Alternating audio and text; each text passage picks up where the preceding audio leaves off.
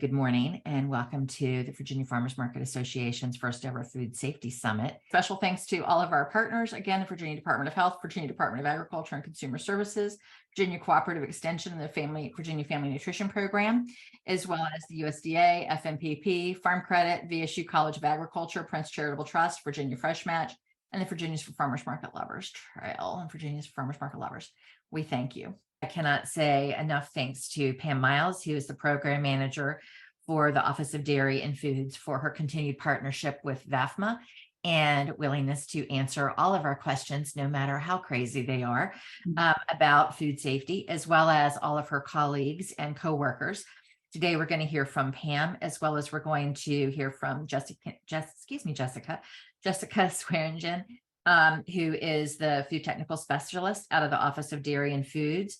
And then we're also going to have a chance to meet two of the new folks that have come and joined Pam and Jessica. And I know they are so thrilled to have more boots on the ground helping them. So we will have an opportunity to meet Karen Bergen and Rochelle Bland. So with that, I'm going to go ahead and turn it over to you, Pam. Yeah. And there are a bunch of questions for y'all in the chat. Thanks, Jessica, for having been answering those, and take it away. Yeah, and I'm just have a few comments. I'm going to be turning over to Jessica, who's going to be doing the bulk of the presentation. So good morning, and I want to thank Kim and the Virginia Farmers Market Association for inviting me and all of our colleagues today to take part in the webinar. And we really appreciate that you're wanting to do this to make sure that everybody complies with all of our rules and regulations with VDACS and VDH, and ensuring food safety at the market with all of these products. So we very much appreciate all of your interest and for you being a partner and our great working relationship with VAFMA. I just have a couple updates that you mentioned, Karen, before Jessica gives her presentation. For those of you that I've worked with that are on the webinar today, I want to let you know that I am in a new position as a program manager of the Office of Dairy and Foods. So that office includes the Food Safety Program, the Dairy Services Program, and the Produce Safety Program. And all of the programs in my office will be given an update today. And as I mentioned, we've talked about Jessica. She's one of our technical specialists, and she's going to be giving you updates on the requirements of selling the food products at the farmers markets. Megan Music is also on, and later she's going to be giving an update. She's also a technical specialist with our food safety program, and she's going to be giving an update on selling hemp products. And I know you all have a lot of questions about hemp products, so that's also going to be a great presentation. And then Christina Banks is on. She's one of our produce safety specialists, and she's going to give an update on the produce safety requirements, as was mentioned earlier by Perry. And then Hunter Moyer is also on, and he's the Dairy Services Program Supervisor, and he manages the Dairy Services Program. And he's going to give you a presentation on the requirements and regulations on selling dairy products at the markets. So I want to take this time to introduce, as you mentioned, Kim, we have two new managers that actually fill my position. And the reason why there's two is the program has grown. We did a reorganization and ordered a fourth region. So as you mentioned, Kim, we have some new boots on the ground and we're excited. But two brand new managers. And Karen, I'd like for you to, I want to see if you're there. I want you to wave at everybody.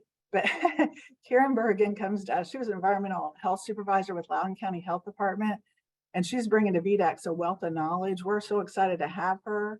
As Perry mentioned, we work very closely with VDH. So now we're going to have somebody here that can answer our VDH questions. It's one of the managers of the food safety program. And then, so welcome, Karen, and you all will be working with Karen in the future. And then Rochelle Bland, she's been with the VDACS. Rochelle, are you there? Can I have you wave too? And maybe I just don't see you on the screen. So, but she brings a wealth of knowledge too from our program, and she's been really working with our manufactured foods program. She has helped cover the food safety mailbox, but reviewing applications, training program, making sure that we have a great quality control program with the manufactured foods program. So like I said, she brings all her VDACS knowledge. So I'm excited, so excited to be working with the two of them. And they started last Friday, and I'm a very happy person, as Kim mentioned. And then, so now I mentioned we reorganized and we have 4 regions now. We did have 3. So now we have 4 regional managers and 4 technical specialists. As I mentioned, Jessica, who's going to talk, is one of the technical specialists, and Megan Music. And they work on reviewing the applications that all of you submit to our food safety email, and as well as the regional managers. And Jessica's going to go over with you in detail the application process. One last thing I want to give you is a quick update on the General Assembly. I'm very brief. There were some bills passed to add some exemptions to the Virginia Food and Drink Law. They did not pass, so there was no changes to the dairy regulations and laws and the Virginia Food and Drink Law. Again, that will affect your sales. There were no new exemptions added, so I don't have any updates on that. Last year, I gave the update on the permit that we did have permits in our program now, but no new changes this year. And I just want to thank all of my VDACS colleagues and everyone else. Kim asked me to reach out to the different programs in the agency, and I want to thank all of you who are on today that agreed to present today at the summit. But I'm going to stop and turn it over to Jessica so she can get into the meat of the food safety program. All right. Hey, everybody. I am Jessica Swearingen, and I am one of the 4 food technical specialists with the Department of Agriculture. Before I go any further, I just want to say I have had a couple of connection issues today of all days. So if I drop, I will be back. I think they're doing some work in the neighborhood, so that may be probably what's going on here. But in any case, today we're going to talk about who VDACS inspects, our application process, processing food products under the kitchen exemption, which is also known as the cottage law, label requirements, safe foods and providing safe samples at the farmer's market. And with that, we'll just start with, what does VDACS inspect?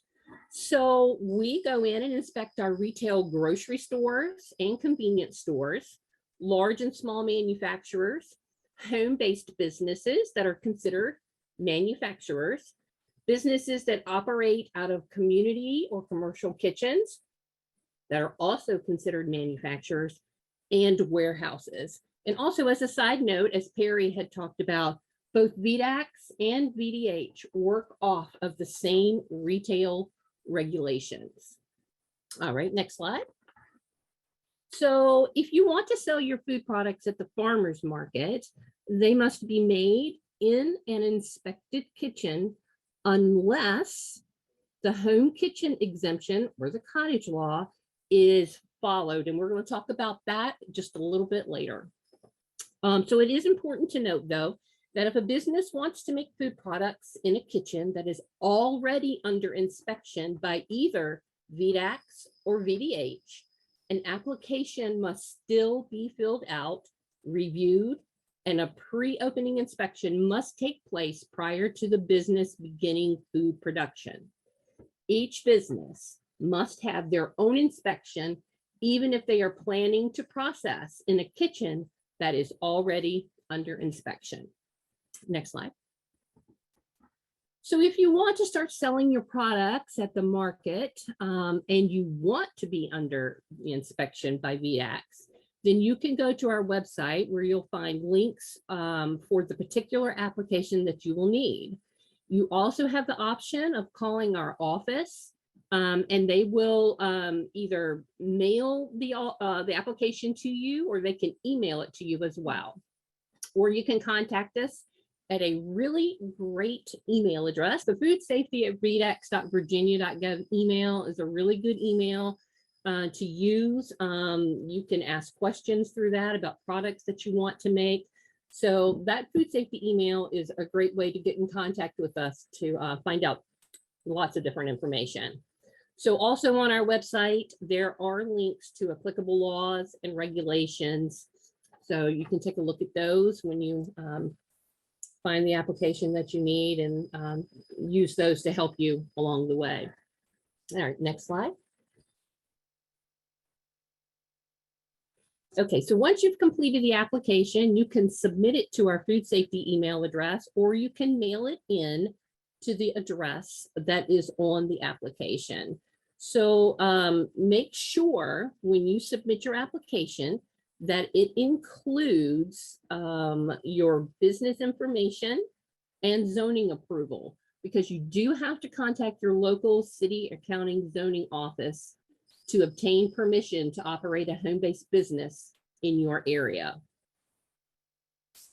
You need to also include a diagram of your food processing and storage areas. your product list and the planned distribution of those products, an ingredients list, an ingredients source, which is basically where you're purchasing it from, and your recipes and labels. And after the application review is complete, a food safety specialist will contact you to set up a pre-operational inspection, and approval to sell your products is granted and a permit is issued following the satisfactory completion of that pre-operational inspection. Okay, next slide. So who receives permits?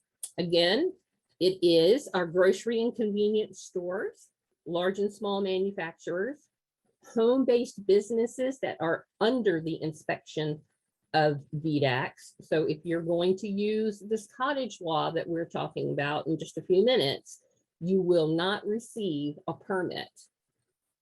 Businesses that operate out of community and commercial kitchens and warehouses receive our permits. So next slide. So permits are only issued after the businesses have a successful pre-opening inspection. And in the past, VDACS issued only inspection reports. These reports were used by businesses and managers as proof that potential vendors were under inspection by a regulatory authority. But recently, VDACS has started issuing permits. So VDACS businesses should always keep a copy of their permit with them while they are selling or operating at the farmers market. Next slide.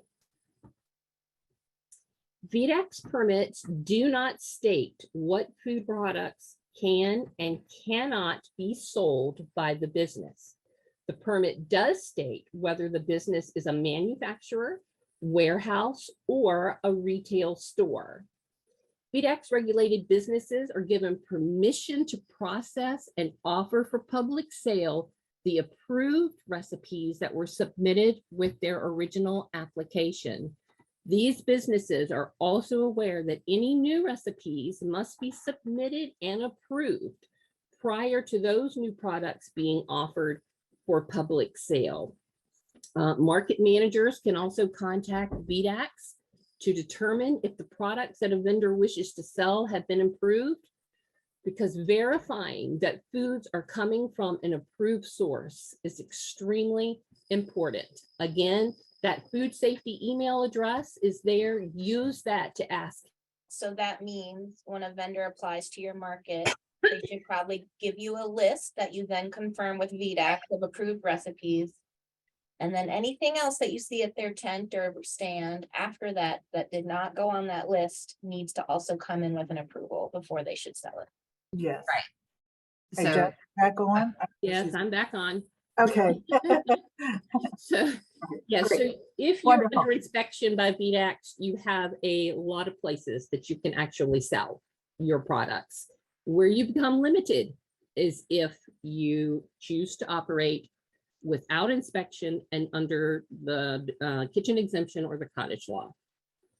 All right, next page. All right, so again, once you are under inspection and you want to add more products, you really do need to send in the recipe and the label so that they can be reviewed and you can offer those products for sale. I've mentioned this several times, I know, but because we do have businesses that will be approved to make chocolate chip cookies, and later on we find out that they're making and bottling barbecue sauce, hot sauce, salsa, and the list goes on. So which immediately is going to put that business at a higher risk level, and that could potentially cause them to have special testing on their food products, and even complete successfully certain trainings. So it's really important. Make sure if you want to do even a similar type of recipe to what you've been approved for, or something completely different, either one, send in those recipes and the labels for approval before you just start selling them. Okay, so up to now, we've been talking about what you have to do to be under inspection by VDACS. Now we're going to talk a little bit about working under the kitchen exemption. So under the exemption, you're not going to need to send us your recipes. However, if you have any questions about your food products or what you can or cannot make, please contact us again through that food safety email address. Okay, so there are 3 different categories of food products that can be made in the home kitchen under the kitchen exemption. When you're operating under the exemption, there are no applications to fill out.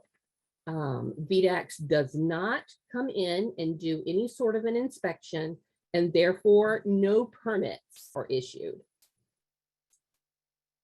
However, the business at that point in time is limited in the type of products that they can make and where those products can be sold. The business also must put special and standard labeling on their products. Under the kitchen exemption, a business can produce low-risk foods, certain home canned foods, and honey.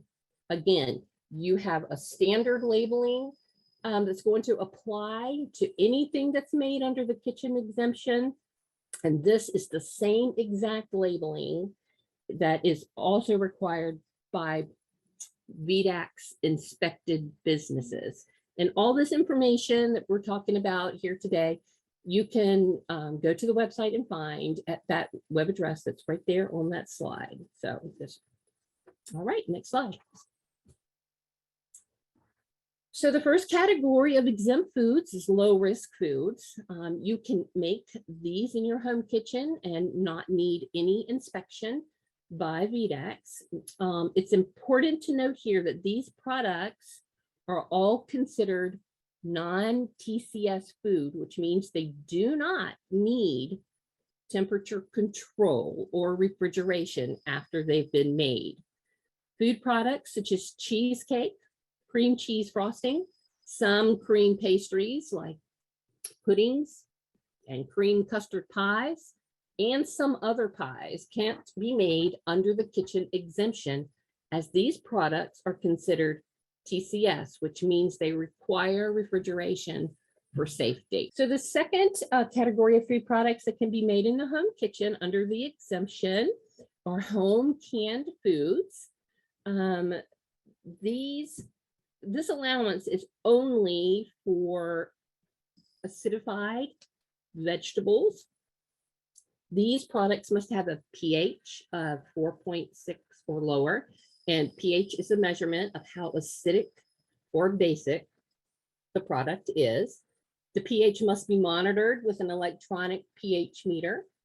Paper testing strips for pH do not yield accurate results, and so you can't use that for this process. Your total gross annual sales must not exceed $3,000 for all acidified products that are produced. You must comply with 21 Code of Federal Regulations 114, which is the acidified food regulations.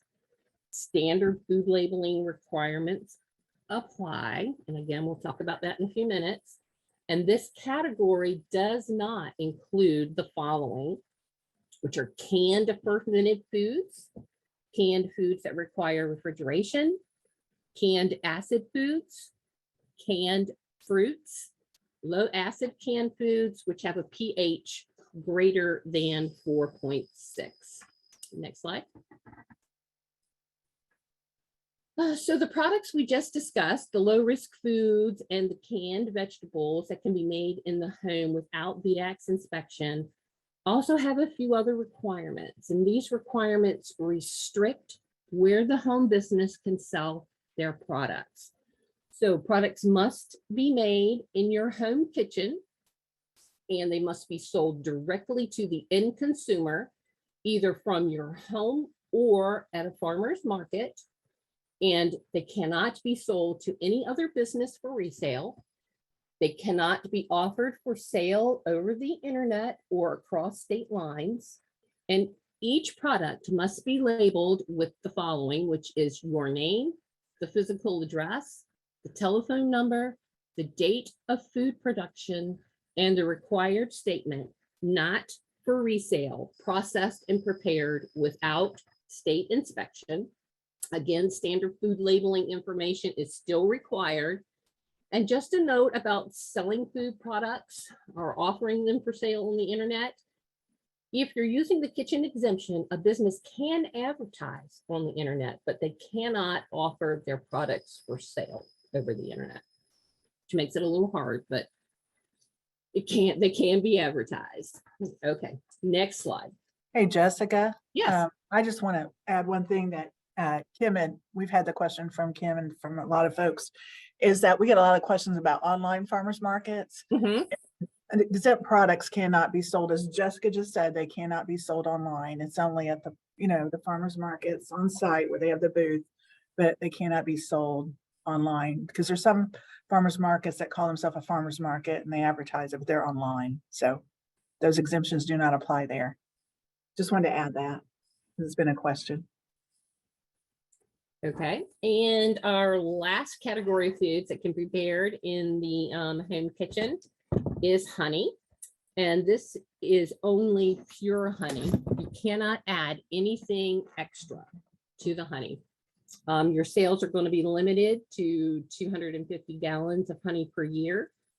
Each product has to be labeled with processed and prepared without state inspection and warning. Do not feed honey to infants under 1 year of age. Again, standard food labeling is still required, and honey can be sold either retail or wholesale.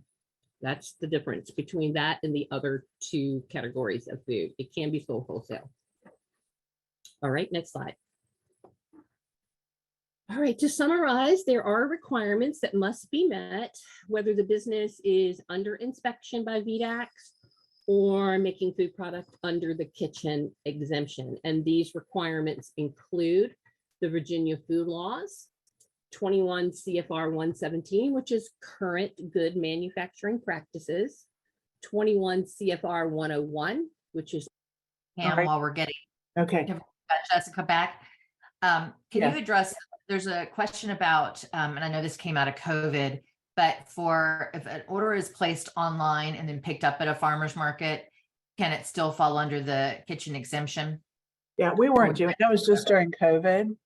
Okay, We're just no sales online or, qualify even if they're picked up in person. yeah, I'd have to, and Megan, I have my other technical specialist on the line. I want to make sure I'm saying the same that they've been telling folks. Are you there, Megan? Yes, but I did not hear the full question. Okay. They were asking about pre-orders. Can you ask that again, Kim?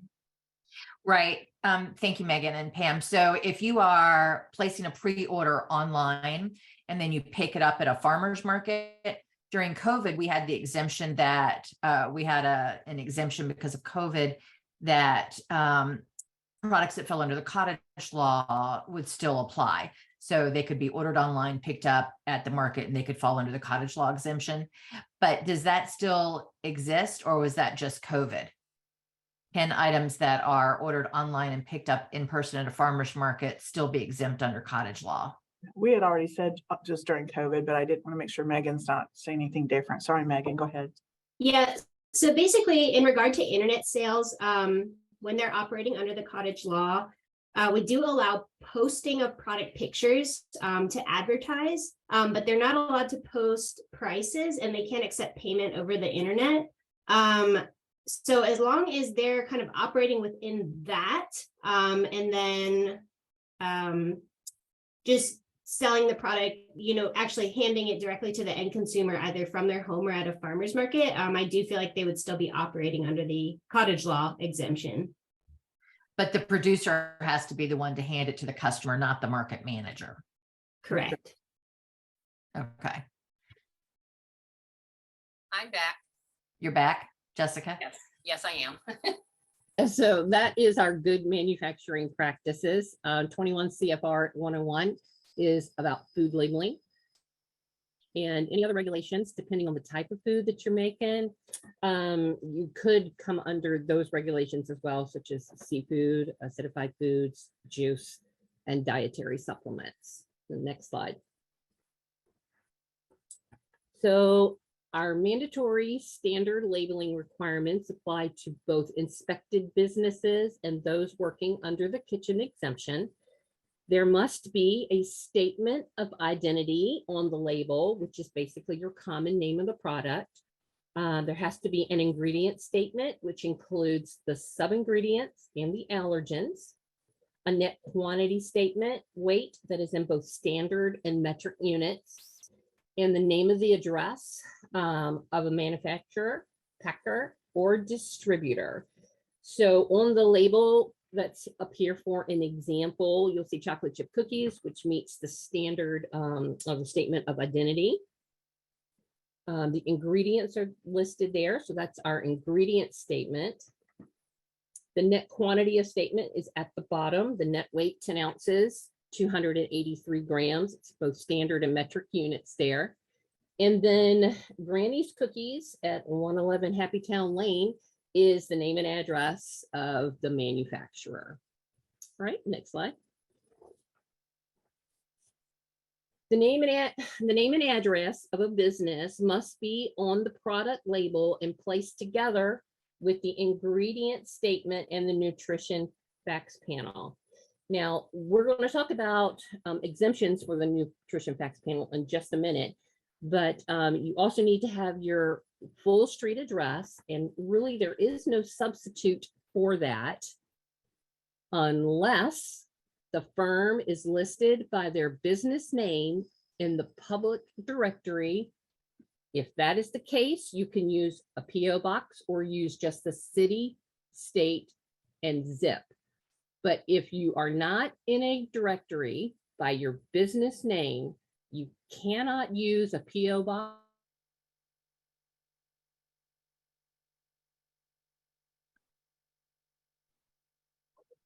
And I'll hop on to finish the slide till unless she's right back. So, are you back, Jessica? Okay, yes, you have to have the you cannot put a post office box. I mean, you can, I'm sorry. You have to have the phone number. Now I'm getting off my game, following up with Jessica. Email address or a website are not applicable. You have to have the full address is what she's saying here. None of those take the place. We've seen where people put on a label just the phone number and the name of the company. They are required to have the full street address with their name. And then the exception is if the firm is listed by their business name or in a public directory, they can use a PO box or just city, state, and zip. Are you back, Jess? I'm back. Okay. trying to fill in for your good job. Okay, thank you. All right. Did y'all finish that slide? Yes. Okay, so the next slide, then we'll go there. That's about an ingredient list or statement. It is not required if you have a single ingredient food like honey. Otherwise, it is required on your label, and it must be ordered by weight from the heaviest to the least heavy. And the sub-ingredients must be included next to the ingredient in parentheses. So in this example, we have a product that has multiple ingredients, therefore they need an ingredient statement. The ingredients are listed by weight. And here, the gluten-free flour mix is the heaviest by weight, and salt, which is at the very end of the ingredient statement, is the last ingredient because it is the lightest by weight. The sub-ingredients are listed next to the main ingredient. So for the gluten-free flour mix, you'll see next to it in parentheses are the sub-ingredients: rice flour, potato starch, and tapioca flour. So again, looking at that label, you'll see the name of the product, which is required, an ingredient statement, a business name and address, the net weight statement in both standard and metric units. And when you are making your labels, make sure when you look at your ingredient label that you copy what is on that label directly to your label word for word. So you can look at it and you go, well, up here it mentioned that this product had salt and I'm also adding salt. Well, if that product said, if that ingredient said it had salt in it, you need to also put salt in there just as it is stated on your ingredients label. So copy what is on your ingredients label word for word to your label that you're making for your finished product. All right, next slide. So you may or may not be required to have nutritional labeling on your food products. Packaged foods and dietary supplements must bear a nutritional labeling unless they qualify for an exemption. So there are two exemptions. One is if you have less than 10 employees and you sell less than 10,000 units per item that you make, you're automatically considered exempt and you do not need to file for an exemption. So the next exemption is if you have less than 100 employees and you sell less than 100,000 units per item, you are considered exempt. However, you must file an annual exemption notice with the FDA. And of course, at that point, you still do not have to put nutritional labeling on your food product. All right, so if any nutrient content or health claim is made, such as like fat-free, low-fat, sugar-free, heart healthy, supports immune system, lowers cholesterol, anything like that, then the nutritional labeling for small business exemption is not applicable. So as soon as you make claims on your label, you have to put a nutritional labeling on there. And one other thing to mention, the nutritional labeling exemption has no effect on the mandatory labeling information.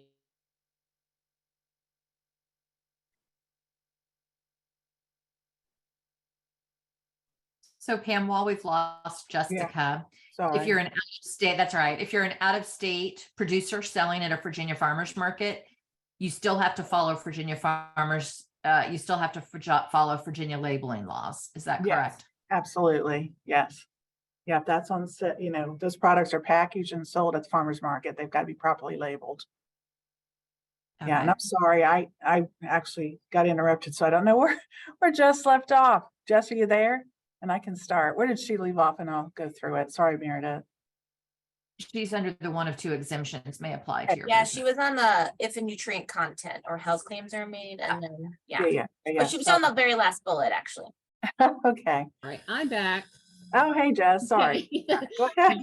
Now, I'm sorry. This is crazy. I apologize for this. What a mess. But anyway. At least you come back very quickly. Don't worry. I know, you're right. You do. So just the last bullet on there just kind of just says that the nutritional labeling exemption doesn't have any effect on the mandatory labeling information that we've talked about, where you know, you have the name of the product, the ingredients list, your net weight. No matter if you are exempt from nutritional labeling, you still have to have that standard labeling on your product. All right, next slide. All right, so the FDA places great emphasis on food allergens, and businesses now have to store their ingredients and their finished products that contain allergens separately from the ingredients and finished products that do not contain allergens. Food production must also be conducted in such a way that they can control allergen cross-contamination.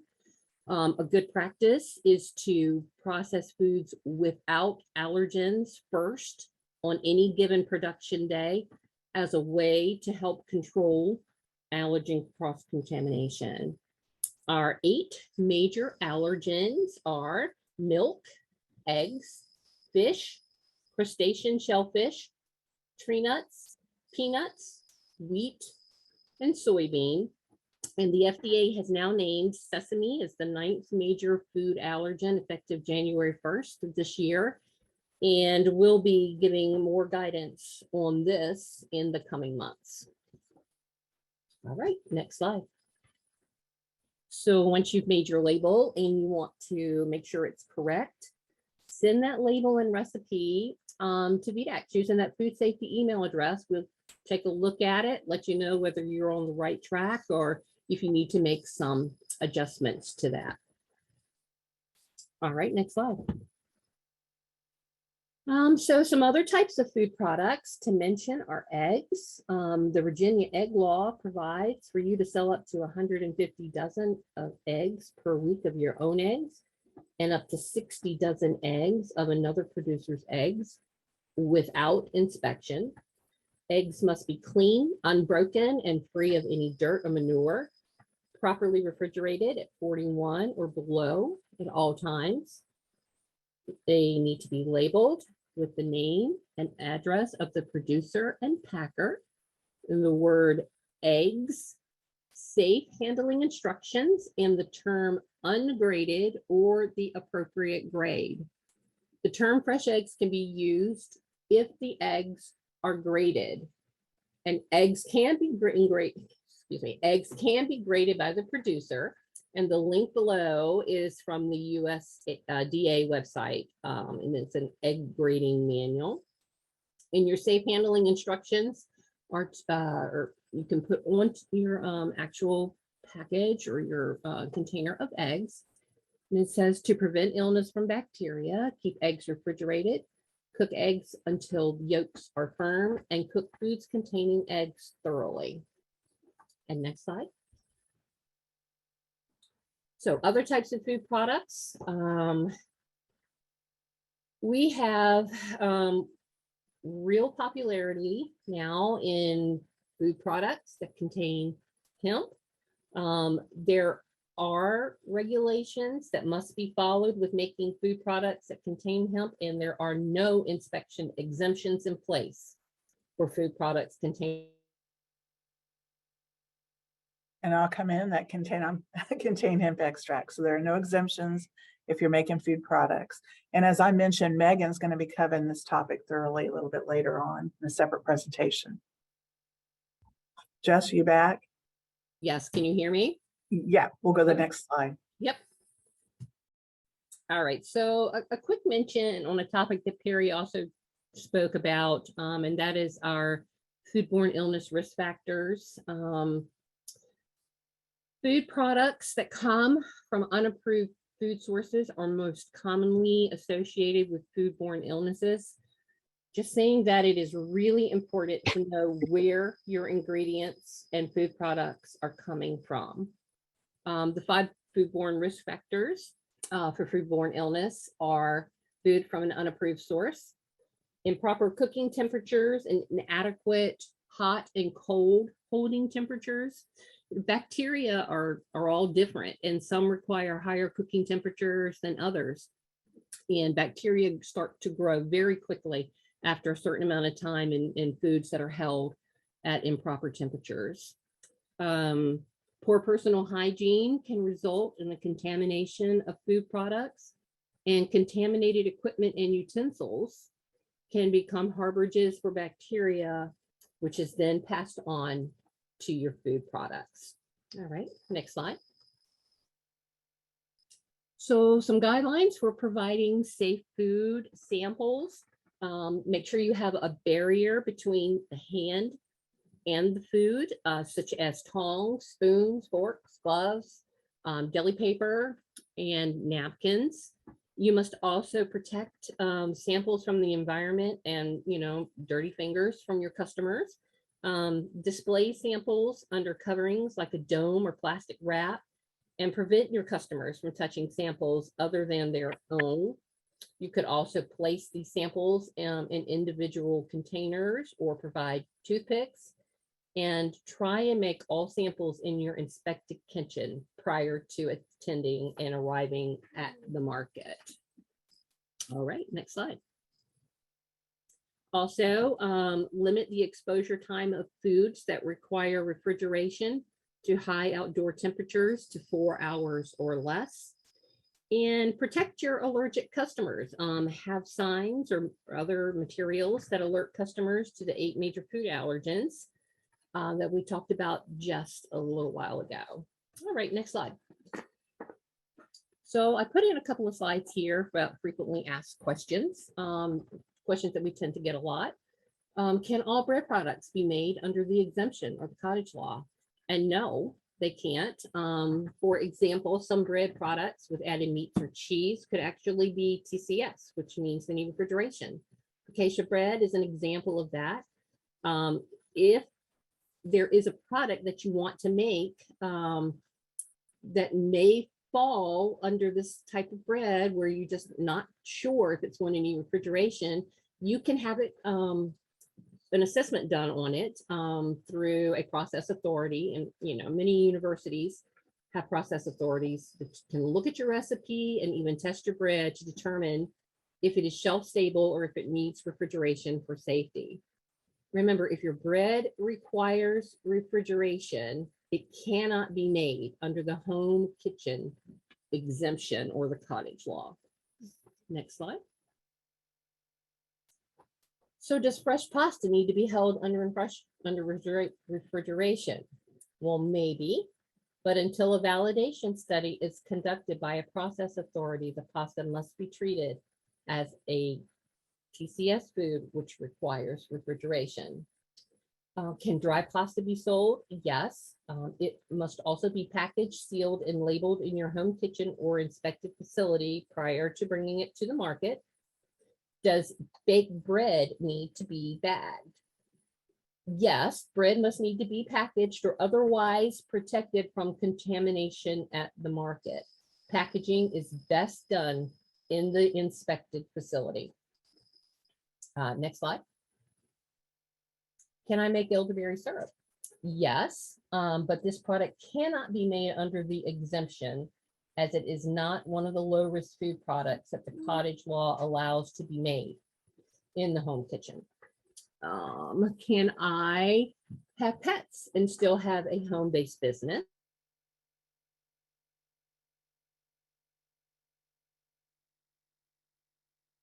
Okay, I'm going to jump in. Thanks, So Pam. yes, you can have pets. However, you have to enclose that area. It has to be, they have to be in a completely enclosed area. You can't have it, like a dog gate or a child gate up. The kitchen has to be completely enclosed with a door. They cannot be in that area. So, and as you said, like I said, or if it's not closed off, the pet has to stay in an area of the home and never travel through the kitchen and where that's located. The area has to have a separate entrance. Jess, are you back? I am now. Okay, next slide. Well, the next Yep. Yep. Yeah, unless you have something to add about pets.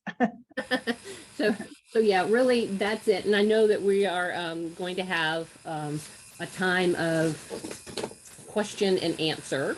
So I'm not exactly sure when we're going to do that. I think Perry is going to join us for that, or we're going to do that. Right on whenever. time. Thank you. All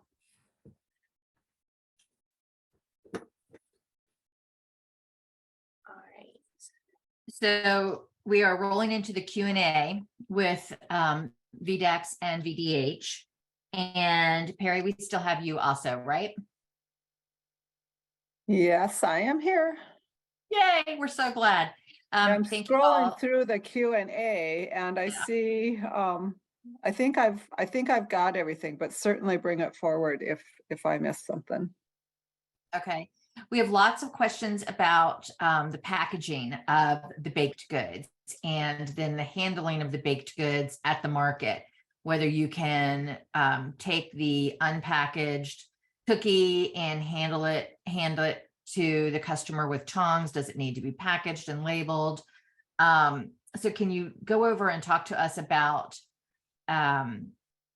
everything from like the displays, how displays need to be enclosed so they're not open to the bugs and the elements, to packaging, et cetera, and what those rules are at the farmer's market?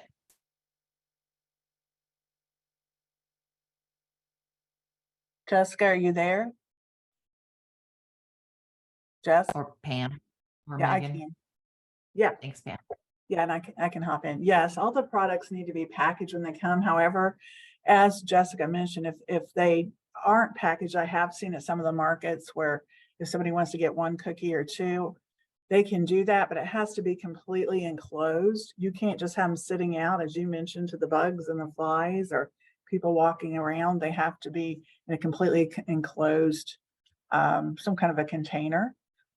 We prefer that it all comes packaged, but I mean, there are times where I have seen it handed out where people want to know how many cookies to choose, but it can't be open to the elements. And these products that are packaged have to also be labeled.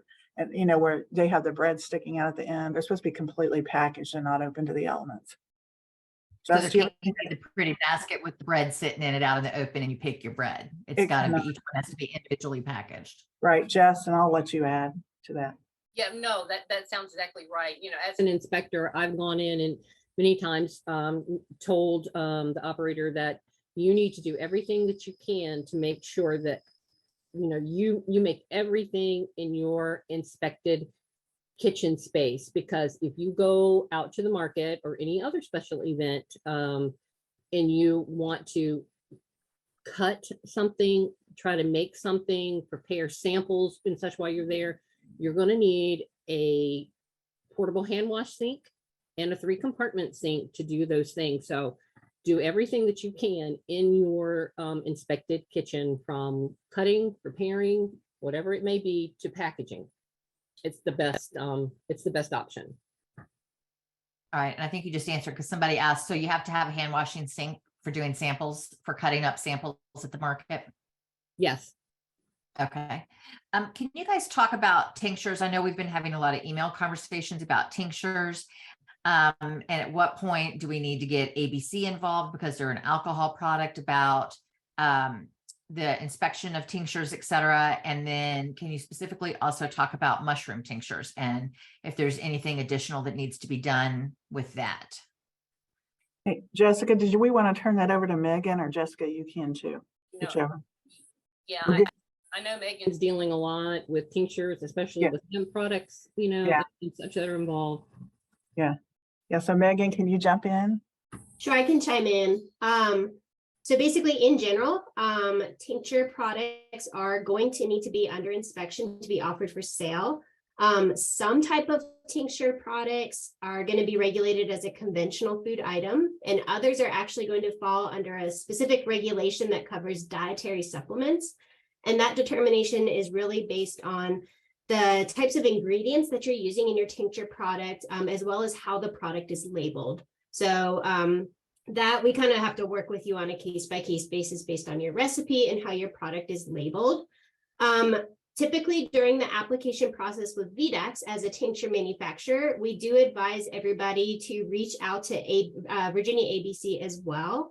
So typically, when you're using alcohol as part of a manufacturing operation, ABC will issue a license. I believe it's a culinary license, where there's just some specific requirements about purchasing the alcohol under your business license. And it's a little bit outside of my scope. I don't know if ABC has some record keeping requirements, but I do know that, for example, you can't use, alcohol from your personal cabinet for business use to produce a tincture. So that's kind of the component where ABC is coming in. And we can probably get some more specific information from them about what they are requiring for tinctures. But the place to start is really to reach out to the Virginia ABC regional office in your area. Mushroom tinctures would be the same as far as needing an inspection to manufacture and offer that product for sale. Again, same thing as far as whether or not it would be categorized as a conventional food item, which would just be inspected under the general manufacturing regulations, versus a dietary supplement product that has some very specific requirements. And it also, we would have to work with you specifically with mushrooms, depending on whether or not you are making a mushroom tincture that's made from wild mushrooms that you're either foraging, or just people do grow wild mushrooms as well, just kind of cultivating them, or if you're just using more like traditional mushrooms that are already an approved ingredient in food. So Hopefully that provides a little bit of clarity, but just let us know if you have additional specific questions on tinctures. And I'll, Pam and Jess, if you have anything to add to that. So. And Megan, I appreciate all your help. We've been talking quite a bit about tinctures, so I really appreciate all of that. A general question, if they're seeking to see if hatching eggs can be sold at a farmer's market, and if so, what are the packaging requirements? What was that question again? About what? But If hatching eggs can be sold at a farmer's market, and if so, what are the packaging requirements? I really don't have any information on that. I don't know if we're the best people, food safety is the best to ask that, but Okay, we'll circle back to them. Yeah. Maybe under, not dairy. Yeah, we can look into it, Kim, and get back with you on that. Okay, I appreciate it. Does the exemption 35.1-14 require registration, or is it intrinsic to all farmers only offering samples of their own produce? Hi, so I think that falls to me. So yeah, 35.1, I did respond in the Q&A so everybody can see that directly in there. But the exemption is specific to farmers offering their own farm produced products to a consumer. So that's just not regulated by VDH. So we don't do anything with that. I mean, we don't have any regulatory authority on that. But this is where that vendor list going to the health department ahead of time really is important. Because if we see somebody out there preparing food and we have no knowledge of what they're doing, we're going to have to ask the questions at that time. And it's going to irritate people that we're asking them questions about something they already think they're exempt from, but we have no knowledge of it. So please just coordinate with your local health districts so that they know who's operating out there and what their status is. Exempt vendors, mobile units that are permitted already somewhere else, all of those things. Thank you. And this, Perry, this might have been from your presentation also. I can't remember. Is process 1 included in pressuring and or vacuuming of jars? Okay, thanks for bringing that up. I was puzzled, so maybe we can work this out here. So if you are pressure cooking or vacuum packaging, you are going to have to be under regulation, probably as a manufacturer, but maybe under VDH. And that would likely require like submitting a process and having all of that reviewed ahead of time. So it would be a process 4. It would be the highest risk. Okay. If you are doing that for your own product. Now, if you're getting things that are commercially canned, then that's a whole different thing. Right. If we wanted to sell pre-made, this is an on-farm question. If we wanted to sell pre-made sandwiches and or salads here at our farm, as long as they are made by another local vendor who is inspected, is that okay? Or do we need to get inspected also? Well, yeah, I'm a little confused by that. So a retail establishment can only sell to the end use consumer. So they can't sell this to another person who's going to sell it to somebody else. So somebody that's under retail regs, which is VDH regulation, sells to the end use consumer. I see your cat there, Cam. I know, sorry, I'm sorry. She wants to be part of the action, or he. But She does. so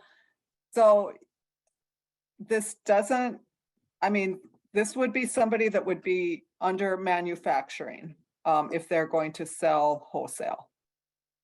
Okay. Let's see. If we're, can you give us some options for keeping food warm at a market? Reheated, not cooked at market. Crock pots are not okay, correct? Crock pots are fine as long as they meet the intended goal. So I know I have run into this. So part of my role is to ensure standard application of the regulations across the Commonwealth. And I know, this isn't the first time I've heard that somebody told someone they couldn't use a crock pot. And I think where that comes from is that, like if you're trying to reheat a food in a crock pot, the reheat parameter is to get to 165 degrees within 2 hours. Some crock pots might be able to do that, but a lot of them, historically, we know that can be an issue. And we just have to, get that food through that temperature danger zone as quickly as we can. Now, once you have a food hot and put it in a crock pot to hold it at that temperature, just have your thermometer ready and check and make sure it's keeping it 135 degrees or warmer during the period. I recommend that you validate this before you get to the market. Make sure your equipment does what you think it will do for you. But that would be an option, yes. Okay. Let's see. This is about wearing gloves. If you are wearing gloves, do they still need to have a hand washing station?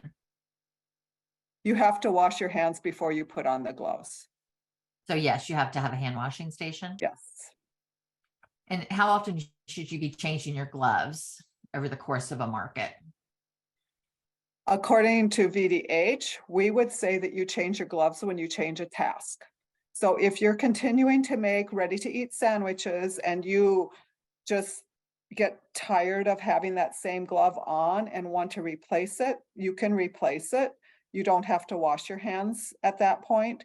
If you are cooking burgers and you have raw meat, or you're handling raw meat, if you leave the food preparation area and come back, if you take a drink from a beverage, if you change a task, then you need to wash your hands and put on new gloves.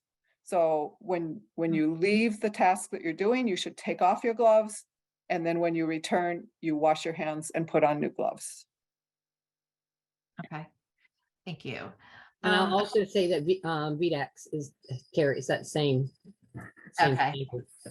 So anytime you change a task, you need to change your gloves. Correct. Do you wash Yeah, your and hands? especially think about, raw to ready to eat, dirty to clean, inadvertently, I see, people pulling up a mask, people adjusting their cap. Think about all these things that you're touching with that glove. That glove can transmit pathogens just the same as your hand can. So in some ways, gloves kind of give you a false sense of security. So you have to coach yourself on that a little bit. Okay. This might, I know Perry, you said that VDH has a summary that you're going to send us a link of all of the permits that are required for different tasks. Does VDACS also have a summary sheet of what type of vendor needs, what type of permits they need? I guess what we're looking for is there any way that we could get a sheet that has, here's what VDACS, here's what permits you need from VDACS, and here's what you need from VDH? Or is there something that already exists like that? Is there a list at VDACS? Do you know, Pam? Megan? Yeah, I was gonna ask Megan, not that I know of exactly. We don't have different permits like VDH. We have our one permit. So if Right. you're a manufacturer, we have our permit, and we have our retail for retail stores. It's all the Yeah. same permit, but we put on there if it's a manufacturing permit or a retail permit. And I don't know if they're asking, when do they need a VDH permit versus a VDACS, which we're trying to make clear today in our presentation. Megan and Jessica, do you have anything to add? I don't know of any list like that, just that we do have the different manufacturing applications and the permit, different applications and the permits, for retail store, warehouse manufacturing. But nothing that is what you're looking for, I guess, that I know of. Okay. Can you talk a little bit? Go ahead. So my stuff is on my slides. I break out, the permitted food establishment, the mobile unit, and the TFE on my slides. Yeah. Also, food that's made for service to the end use consumer is generally VDH inspected. So if you're making a sandwich for somebody's order, that's going to be under VDH. if you're making a sandwich to sell to another entity who's going to resell it to the individual consumer, then that would fall to VDACS or the appropriate agency. And it might be USDA depending on, or FDA depending on the situation, or VDACS. And then I wanted to add what Kim was saying is on our website, and we can put the link in, or Jess, you can put it in, is that we have, as she mentioned, we have our permit applications for manufacturer. Then we have our one that's inside the home for home food processing. And we also have a separate permit application for commercial kitchen. So we have those 3 different permits, but those are on our website. Okay. Can you speak a moment, Pam, Megan, at all, to the new permit that came out of the General Assembly for those that have the certification, the certified kitchen, and they get the permit? Can you speak to that? Yes, so a year ago, during the General Assembly in 2022, we were given the authority to start issuing permits. We are not issuing them to the farmers market overall, but to everyone that's under inspection. You would have a permit. If you don't have one, you can let us know. You could email the food safety mailbox if you've not received one, and we'll make sure you get one. But all of you are required to have a permit that's under inspection. I don't know if you have more questions than that, but. No, I just wanted to make sure that was clear. Yeah. Going back to the packaging for cottage bakers, can they package on site, or does it need to be packaged prior to coming to market? We really want everything to be done in the home, in the inspected kitchen, if possible. Yes. Okay, thank you. Is honey tasting allowed? Oh my goodness. I would say yes for samples, and Jess, I don't know if you have anything to add. No, I would agree. And it may Yeah. be a good idea at that point, if they're going to offer samples, again, to have some sort of a placard or something up there that has the warning statements that are required to be on honey, so that, Right. it's visible. Right. Okay. Can you tell me what the difference is between pickles and acidified vegetables and canned acid food from your slide? I think this is for Jessica. Yeah, so pickled vegetables, pickles or pickled vegetables basically are the same thing, and it's all according to their pH, and that's why the importance of that pH meter is making sure you meet the correct pH in order to be able to sell it. If you're Did we lose Jess? She was just saying how Oh important. my gosh. How important that pH meter is for that. I know. Does that still count towards the $3,000 limit from a homed canned pickles if we produce different acidified foods at a certified kitchen? Yeah, Megan, will you answer that? Is she on, Jess? Can you ask the question? I can, I'm sorry. For home canned pickles, if we produce different acidified foods at a certified kitchen, does that still count towards the $3,000 limit? Yeah, so producers of acidified foods cannot exceed $3,000 in total gross annual sales. And that is for all the acidified products that they're producing. So yes, you would combine all of the acidified vegetable products that they're producing. If they're doing other like low risk type foods like breads or cookies or something like that, those would not count towards that $3,000 threshold. Okay. We have some conversations about pet food, about cooked pet food. What are the requirements for cooked pet food, specifically made with meat ingredients? Can pet food be made in a non-inspected home kitchen? And if labeled pet food, does it need AAFCO approval to be considered nutritionally complete? Kim, Caroline wasn't able to be on today, but she did say, take all the pet food questions. And she gave the contacts, and I'll give them to you, Kim, to reach out to. She also mentioned she gave some answers to Hunter on some questions. So Hunter's with our dairy services program. So Hunter, I don't know what answer she gave you to questions, if that's one, or if you just want us to take all the questions, whatever you prefer.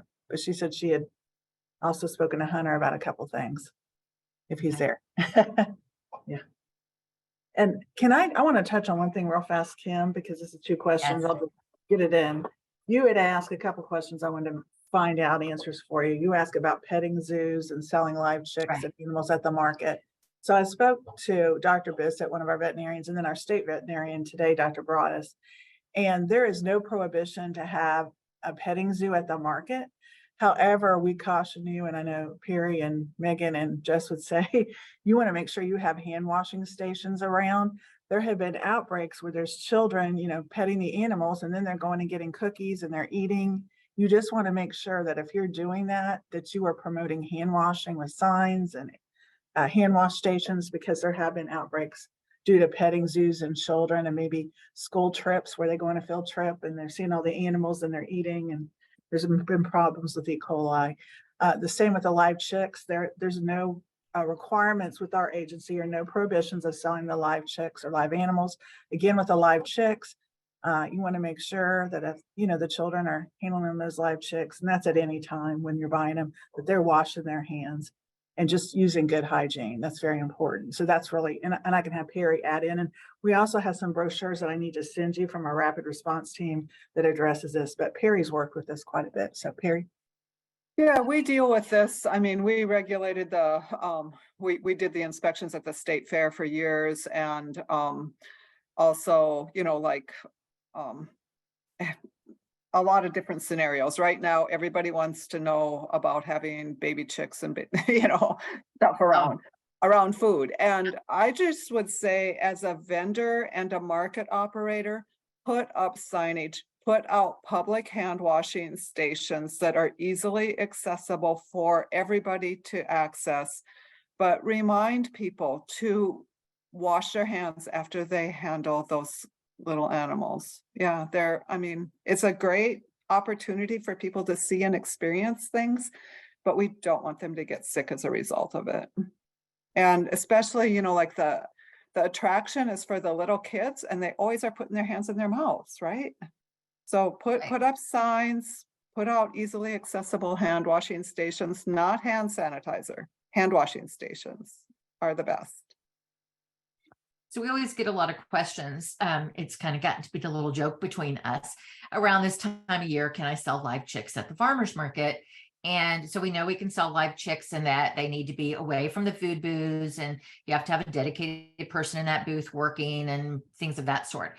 Now we're getting the questions, what else can we sell live at the farmer's market? Can we sell rabbits? Can we sell ducks? Can we sell other kinds of livestock live at the market? And at what point does it move from being eligible to be sold at a farmer's market to needing to be sold at a livestock auction? So what else can you sell live at a farmer's market? I can speak to the rabbits, and I forget what else you said. They can sell those. Livestock, I'm going to have to check. I don't know at what threshold, that goes to those. Can you sell a goat? I mean, it's like, okay. Yeah, I do need to check on those. I do know, I ask about chicks and rabbits, but not sure about the livestock, and I can check on that.